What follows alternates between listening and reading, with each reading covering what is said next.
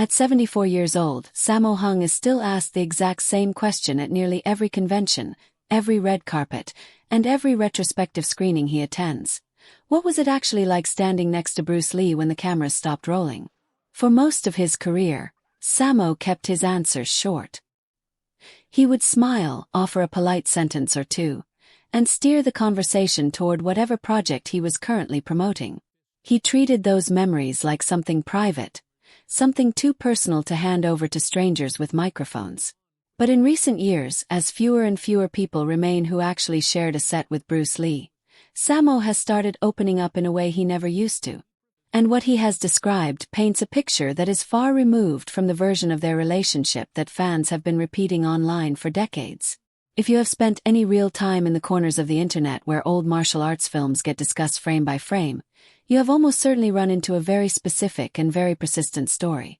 For years, message boards, film blogs, and second-hand anecdotes have pushed the idea that Sammo Hung and Bruce Lee were locked in a tense, competitive rivalry behind the scenes. Some versions of this story claim the two men clashed physically to settle who was truly the toughest fighter in the Hong Kong film industry. It is a dramatic tale, and dramatic tales tend to spread fast, especially when they involve two men who are now regarded as legends. The problem is that when you actually look at what Sammo has said in interviews across the decades, and what people who worked alongside both of them have described, none of it lines up with a bitter feud.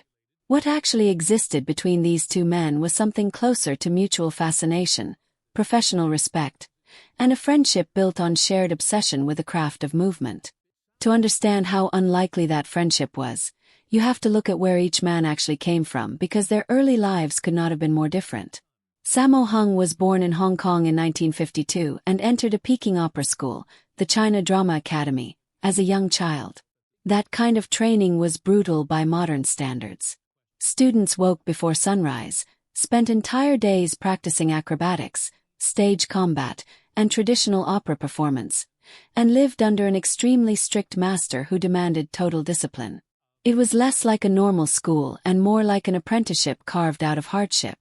Sammo turned out to be one of the most gifted students in the entire academy, and he eventually became the eldest of a group of young performers who came to be known as the Seven Little Fortunes, a group that also included a young Jackie Chan and Yuan Biao. Within that tight circle, Sammo naturally became something of a protector.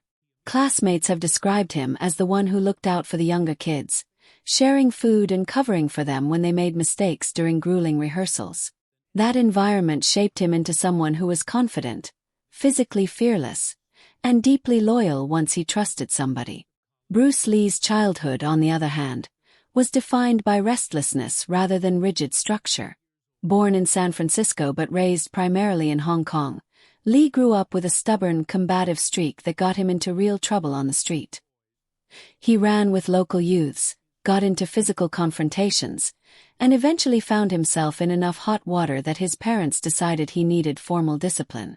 That is what led him to study Wing Chun under the well-known instructor Yip Man, where he built the technical foundation that would later shape his entire approach to martial arts.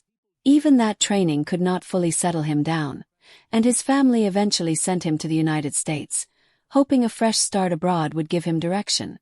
So while Sammo was being molded inside a strict, structured performance academy, Bruce Lee was essentially learning to fight his way through real conflict on the streets of Hong Kong before crossing an ocean to reinvent himself. Two very different roads, shaped by two very different pressures, somehow pointed toward the same destination. That destination arrived in the early 1970s, when Bruce Lee returned to Hong Kong to work with Golden Harvest Studio, which was rapidly becoming a major force in the local film industry. Lee had already spent years trying to make it in American television and film, and after facing repeated setbacks in Hollywood, he decided his best shot at real creative control was going home.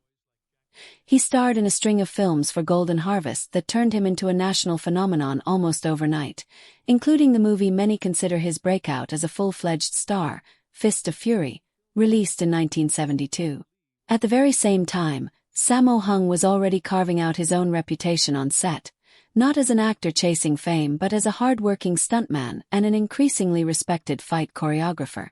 Everyone around the studio had heard whispers about how fast this new leading man supposedly was, and Sammo, being the confident and curious person he was wanted to see it for himself rather than just take the rumors at face value.